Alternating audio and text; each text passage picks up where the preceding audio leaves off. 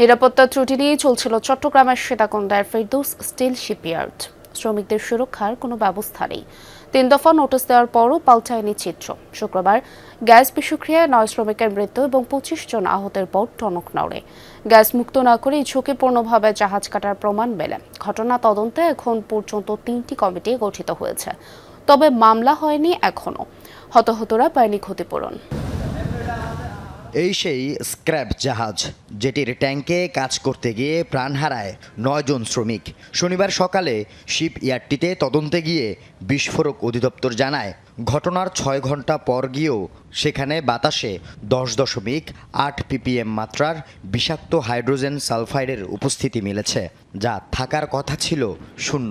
ধারণা করা হচ্ছে দুর্ঘটনার সময় সেখানে বাতাসে হাইড্রোজেন সালফাইডের উপস্থিতি ছিল 100 ppm এর বেশি। গ্যাস মুক্ত না করে জাহাজ কাটার কারণেই এই দুর্ঘটনা।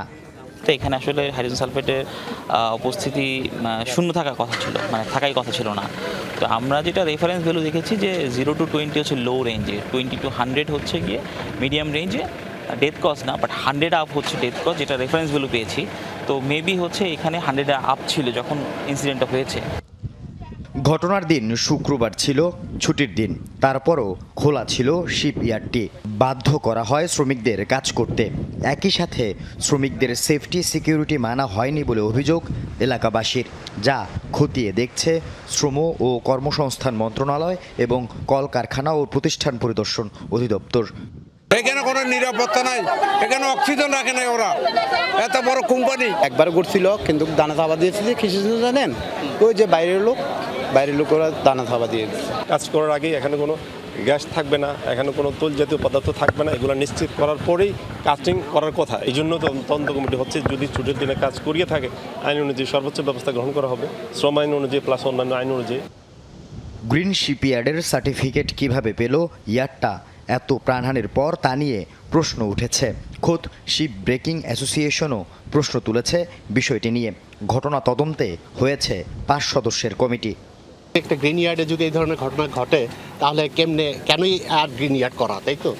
বাট আমরা চেষ্টা করব যাতে এটা তদন্ত হয় এবং এটা আসল বিষয়টা বেরিয়ে আসে এবং ভবিষ্যতে যাতে এই ধরনের ঘটনা না ঘটে সেই পদক্ষেপটা আমাদের এখন বিবেচনার বিষয়।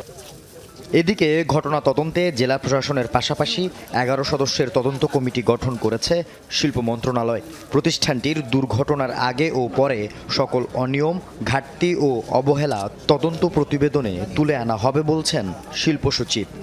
এই ধরনের ইনসিডেন্ট কেন ঘটলো এটা আমরা ডেফিনেটলি খুঁজে বের করব। এইখানে যদি কারো কোনো অবহেলা থেকে থাকে, কিছু থেকে থাকে, আমরা সেই ব্যাপারে দ্রুত ব্যবস্থা গ্রহণ করব। তবে এখনও মামলা হয়নি 9 শ্রমিক মৃত্যুর ঘটনায়। পরিবার মামলা না করলে পুলিশই আইনগত ব্যবস্থা নেবে বলছেন পুলিশ সুপার। একটা ড্রাফট রেডি করে রেখেছি যে এইখানে কোনো ধরনের কোনো গাফিলতি বা অবহেলা বা এই কর্তৃপক্ষের কোনো কিছু ছিল কিনা সেটা আমরা একটু ধারণা নিয়ে তারপর আমরা ফুল আইনগত ব্যবস্থা নেব। এদিকে এখনও ক্ষতিপূরণের 10 লাখ টাকা পায়নি নিহতদের পরিবার। আল আমিন শিকদার, যমুনা নিউজ, চট্টগ্রাম।